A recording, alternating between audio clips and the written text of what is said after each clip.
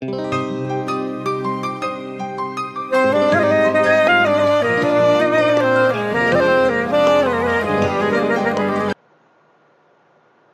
بالله من الشيطان الرجيم.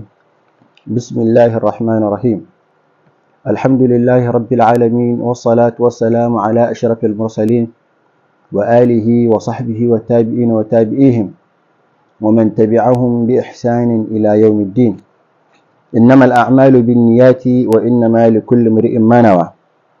dukan godiya ta tabbata ga Allah subhanahu wa ta'ala da ya haɗa mu a wannan zama namu na biyu a wannan halka tamu mai albarka, wacce wannan halka tamu mai albarka ta yau za ta yi mana magana ne akan muhimmancin ilimi da kuma ilimin fiqhu da kuma fifikon ilimi, wanda ilimi yana daga cikin baiwa wacce Allah subhanahu wa ta'ala ya yi ta a kan ɗan adam, wanda da ita ne ya fifita shi a bisa dukkanin abubuwan da ya halitta. Saboda haka shi sa ilimi yake da matuƙar amfani a cikin rayuwa ta ɗan adam. Sannan kuma wanda yake da ilimi da wanda ba shi da ilimi ba za su taɓa zama daidai ba. Wannan fasali shine fi mahiyatul ilmi wal fiqhi wa fadlihi. Qala Rasulullahi sallallahu alaihi wa sallama, manzon Allah sallallahu alaihi wa sallama yake faɗa mana cewa talabul ilmi faridatun ala kulli muslimin wa muslimatin. Shi neman ilimi farilla ne a bisa dukkanin musulmi da ko musulma. Ba a ɗaukewa kowane musulmi ba neman ilimi, namiji ne shi ko mace ne shi, ƙarami ne shi ko babba ne shi. I'lam annahu la yuftaradu ala kulli muslimin talabu kulli ilmin. Ka sani da cewa ba a farlantawa musulmi cewa kowane irin ilimi da ake yi ya koya ba. Duk da an ce neman ilimi farilla ne, wajibi ne akan kowa, to amma fa akwai ilimin da bai zama wajibi ba shi kuma a koye shi ba, akwai kuma wanda yake wajibi ne a koyo shi. Wa inna ma yuftaradu alaihi talabu ilmi hali. Sai dai an wajabtawa mumini cewa ya nemi ilimin da ake ce masa ilmul hali. Ilmul hali, wannan nau'i na ilimi wajibi ne a bisa dukkanin musulmi, namiji ne shi ko mace ne, namiji ko mace. Fa innahu yuqalu afdalul ilmi ilmul hali. Domin ana cewa mafificin ilimi, wanda yafi kowanne girma, wanda yafi kowanne daraja, shine ilmul hali. Wa afdalul amali hifzul hali. Ko mafificin aiki shine kiyaye hali. An fuskanta ko? Kiyaye wannan hali. To menene wannan ilmul hali din? An fuskanta, wanda aka ce wajibi ne ga dukkanin musulmi ya zama da cewa ya san wannan ilimi na ilimin hali, wajibi ne, namiji ne shi ko mace ne, babba ne shi ko ƙarami ne ko tsoho ne ko wane ne shi. Wannan menene wannan ilimin halin da aka ce shine mafificin kowane irin ilimi? Wa yuftaradu ala al-muslimi talabu ilmi ma yaqulu fi halihi, ai fi ayi halin kana. An farlanta mumini musulmi neman ilimin hali shine ilimin da zai san yanayin da yake ciki a kowane irin yanayi. Idan abu ya faru da shi to ya san menene mafita a kansa. An gane ko? Fa innahu la budda lahu min as-salati. To kun ji wannan shine ilmul hali. Saboda babu yanda za a yi musulmi ya rayu ya zauna ba tare da me ba, ba tare da sallah ba. An gane ko? Saboda haka ilimi, naka nemi ilimin yanda za ka yi sallah, wannan ilimi wajibi ne. Fa yuftaradu alaihi ilmu ma yaqa'u lahu fi salatihi bi qadri ma yu'addi bihi farda salati. Saboda haka ya wajaba ga mumini ya san ilimi na abin da zai afku a cikin sallarsa, ta inda zai sallarsa salimiya. Ya san Fatiha, ya san sura, ya san tasbihatu. Idan ya yi rafkanuwa, ragi ya zai ya gyara, idan ƙari ya zai ya gyara, idan ya yi daɗi ya ragi ya zai ya gyara. An gane ko? To wannan shi ne ilimin da ake kiransa menene? Ilimi na hali, saboda mumini kowane lokaci yana rayuwa ne tare da shi. Wa yajibu alaihi bi qadri ma yu'addi bihi alwajib, sannan ya wajaba a gare shi ya san dukkanin abin da zai bada wajibi da shi. Duk abin da yake wajibi ne, iliminsa to wajibi ne a tare da shi. li'anna ma yutawassalu bihi ila iqamati al-fard yakunu fardan, saboda dukkanin abin da zai zama da cewa farilla ba za ta cika ba sai da shi, to shi ma farilla ne. Duk abin da farilla ba za ta cika ba sai da shi, to shi ma farilla ne. Saboda haka shi ma ilimin hali farilla ne, wajibi ne ga dukkanin mai neman ilimi, ga dukkanin ɗan adam sai ya san shi. wa ma yatawassalu bihi ila iqamati alwajib yakunu wajiban, haka na dukkanin abin da yake zama tsani na wajibi ya cika ya tsaya sai da shi, shi ma wajibi ne. wa kadhalika fi sawm, haka na a cikin azumi shi ma wajibi ne ga dukkanin mumini ya san menene ingancin azumi, menene yake bata azumi, menene kuma yake sa azumi ya zama ingantacce. wa zakati, sannan ya san ilimin zakka, ya san yaya zai fitar da zakka idan ubangiji subhanahu wata'ala ya hore masa, in kana lahu malun, idan yana da dukiya. wal hajju in wajaba alaihi, haka na hajji in ya wajaba a gare ka, to wajibi ne ka nemi ilimin hajji, wajibi ne ka nemi ilimi na menene, na aikin hajji. wa kadhalika fil buyu'i in kana yattajiru, haka na a cikin ilimi na kasuwanci ka san menene inda riba take shiga, ka san ina ne inda riba ba ta shiga, ka san menene yake akan hukuncinsa gaba ɗaya babu riba, menene kuma akan hukuncinsa ko yaya ya canja, ko ya aka yi shi akwai riba. To shi ma a matsayinka na ɗan kasuwa, wannan ilimi ya zama ilmul hali a tare da kai, saboda haka wajibi ne a tare da kai. Qila li Muhammad bin al-Hasani rahimahullah, an ce da Mallam Muhammadu, al-Imam Muhammadu dan Hassan Allah ya ƙara masa rahama, aka ce masa ala tusannifu kitaban fi zuhri, shin ba za ka rubuta wani littafi ba kai tasnifi akan abin da ya shafi zuhud ba? Qala sannaftu kitaban fil buyu'i, sai ya ce a'a, ni dai na rubuta littafi akan al-buyu', ya'ani az-zahidu, yace na rubuta, ba rubuta akan ciniki ba, amma na rubuta akan shi ne cinikin. Ba rubuta akan zuhudu ba, amma na rubuta akan me yin zuhudin, shine mutum kenan. huwa man yataharrazu an shubuhat, shine wanda yake nisantar shubha, wal makruhati, da abin da yake makruhi ne, fi tijarati, a cikin abin da yake na kasuwanci. wa kadhalika fi sa'iril mu'amalati wal hirafi, haka na kuma akan abin da ya shafi sauran mu'amaloli da kuma sana'o'i. wa kullu man ishtaghala bi shay'in minha yuftaradu alayhi ilmu at-taharruzi an al-haram fihi, saboda menene, dukkanin wanda ya shagala da wani abu daga cikin wannan, to ya wajaba a gare shi ya san ilimin abin da zai nisanta shi daga haram. wa kadhalika yuftaradu alayhi ilmu ahwal al-qalbi, sannan kuma ya wajaba a gare shi musulmi ya nemi ilimin da zai san menene halin zuciya. min at-tawakkul, na da tawakkali, jingina labari zuwa ga Allah. wal inaba, da maida rayuwa lamura gaba ɗaya ga Allah subhanahu wata'ala. wal khashya, da kuma tsoron Allah subhanahu wata'ala. war rida, da yadda da hukuncin ubangiji subhanahu wata'ala. fa innahu waqi'un fi jami'il ahwali, saboda wannan ya kasance abu ne mai kasancewa a dukkanin halaye, a dukkanin haloluwa, waɗannan abubuwa ne masu kasancewa a cikinsu. wa sharful ilmi la yakhfa ala ahadin, to wannan abin da yake na wajibi kenan a farko mun ji cewa ilmul hali shine ilimin da yake wajibi ga dukkanin musulmi da musulma ya zama da cewa sun koye shi. menene ilmul hali? shine ilimin abin da kake rayuwa da shi a kullum, a koda yaushe. kamar sallah, wajibi ne kana musulmi ka san ilimin sallah, ka san tsarki. kana musulmi ka san zakka, kana musulmi za ka yi hajji, wajibi ne ka san menene ilimin aikin hajji.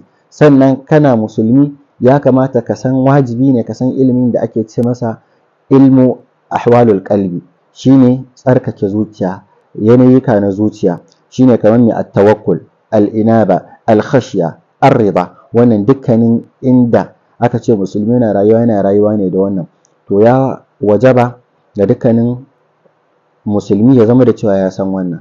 Wannan a kashi na farko kenan. A kashi na biyu kuma, menene shi fifikon wannan ilimin da muke magana a kansa ne? Ilimi menene fifikonsa, menene darajarsa? To sharaful ilmi la yakhfa ala ahadin. Girman ilimi da sharafinsa da darajarsa baya koyuwa a bisa dukkanin wanda, babu wanda zai ce bai san darajar ilimi ba ko bai san menene ba girman ilimi ba. idh huwa al-mukhtassu bil insaniya, domin da cewa shi ilimi shine abin da Ubangiji subhanahu wata'ala yake banci al-insaniya, dan adantaka yake banci dan adam da shi. li'anna jami' al-khisali siwa al-ilmi yushtaraku fiha al-insan wa sa'ir al-hayawanat, saboda akwai sufofi da yawa wanda mutum da dabba suna kamanceceniya a cikin su, amma a cikin siffa ta ilimi dan adam shi kadai ne wanda Ubangiji subhanahu wata'ala yake bance shi, ya girmama shi da ilimi. Shi yasa saboda haka zamu ga fifikon ilimi wannan abu ne wanda kowa ya riga ya san shi. Akwai siffofin da mutum yana yin su, dabba ma tana yin su. An fuskanta ko? Dabba tana yi, mutum yana yi. Saboda haka wannan babu wani fifiko a ciki, dan ya zama kana da wannan siffofin, dabba ma Ubangiji subhanahu wata'ala ya bata irin wannan dama, ya bata wannan fifikon. An gane ko? Kamar shaja'a, kamar abin da yake na menene, na jarumta. An fuskanta ko? Haka na aljara'a, shi ma abin da yake na kutsawa cikin abin da yake na tsoro. An fuskanta ko? Abin da yake na haɗari ne amma ka jefa kanka. An fuskanta? Haka na kuma wal quwwa, haka na ƙarfi. Dabba kamar zaki, Allah ya bashi jarumta, ya bawa ɗan adam. An gane ko? Haka na jara'a, su ma irin waɗannan alhaywanatul muftarisa, su ma suna da irin wannan jara'ar. Za su shiga guri ba sa tsoron menene, me zai kai zai kamu. An fuskanta ko? Sannan haka na alquwa, kamar doki. Doki ɗaya Allah ya bashi ƙarfin mutum 40. Saboda haka in kana ji kana da ƙarfi, doki ma mai ƙarfi ne. Haka na waljud, haka na kyauta, yanda kake san kana kyauta, a cikin dabbobi ma akwai masu kyauta. Wa shafaqa, haka na idan kana ji kana da tausayi, to a cikin dabbobi ma akwai wanda suke masu tausayi. Amma ilimi shi kadai ne abin da Allah subhanahu wata'ala yake banci mutum dan adam da shi, banda dabba. Amma jarumta, ƙarfi, kyauta, jin kai, wannan duk dabba tana da shi, mutum ma yana da shi. Saboda haka ba wani abu bane fifiko wanda za a ce ya zama na daban. wa ghayriha siwa al-ilm wa bihi azhara Allah ta'ala fadla Adam alayhi salam ala al-mala'ika, wanda kuma da ilimi ne Allah subhanahu wata'ala ya nuna girman annabi Adamu, ya fifita shi a bisa dukkanin abin da ya halitta a wannan lokaci na mala'iku. Wa amarahum bis sujudi lahu, sannan saboda ilimi ne Ubangiji subhanahu wata'ala ya umarci mala'iku da su yi wa annabi Adamu sujjada. Wa idh qulna lil mala'ikati isjudu li adama fasajadu illa iblisa aba wastakbara wa kana minal kafirin. Cewa Allah subhanahu wata'ala ya umarci mala'iku da su yi sujjada ga annabi Adamu. Me yasa ya umarce su yi wannan sujjada? Saboda annabi Adamu da Ubangiji subhanahu wata'ala ya nufi ya sanya khalifansa a ban ƙasa, sai ya nufi ya sanya daga cikin 'ya'yan annabi Adamu. Sai mala'iku suke cewa, ya Ubangiji, ta yaya za a yi za ka sanya shi ya zama halifanka a bayan ƙasa, kuma bayan gashi mu ka halice mu kafansa? Saboda haka Ubangiji subhanahu wata'ala sai ce, to ai na bashi abin da ban baku ba. Saboda haka a lokacin Ubangiji subhanahu wata'ala, kamar yadda zo a Alƙur'ani, sai zama kamar wani shiri ne Ubangiji subhanahu wata'ala ya shirya shi, wani tsari ne wanda annabi Adamu da shi da zuriyarsa su suke kan wannan. Saboda haka sai aka ce to shikenan, menene kaza menene kaza menene kaza, ku mala'iku in kun sani ku faɗa.